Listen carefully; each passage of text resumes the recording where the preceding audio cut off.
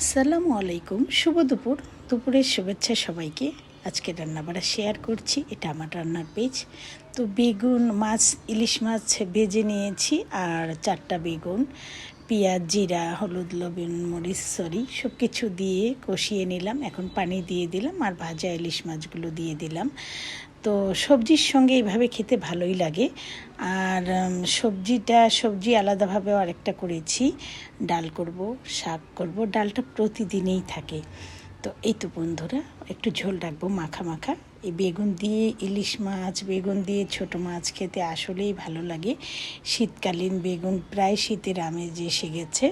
তো এই তো, আর সবজি করছি, সিম, পেঁপে, গাজর, আলু সব কিছু দিয়েছি, দিয়ে একটা সবজি করছি। এটা ভাতের সঙ্গেও খেতে ভালো লাগে, রুটির সঙ্গেও খেতে ভালো লাগে। তো প্রতিদিনই তো রান্না করতে হয়। আর ডাল করব, শাক ভাজি হবে, মূলা শাক ভাজি। মূলা শাকটা আমার ভীষণ পছন্দ। মূলা শাক ভাজি খেতে, সরিষার শাক ভাজি খেতে আমার খুব ভালো লাগে। আর বিশেষ করে লাউ শাকগুলো খেতে ইচ্ছা করে না। এখানকার গাছেরগুলো ভালো। তো সবাই ভালো থাকবেন, সুস্থ থাকবেন। আল্লাহ হাফেজ।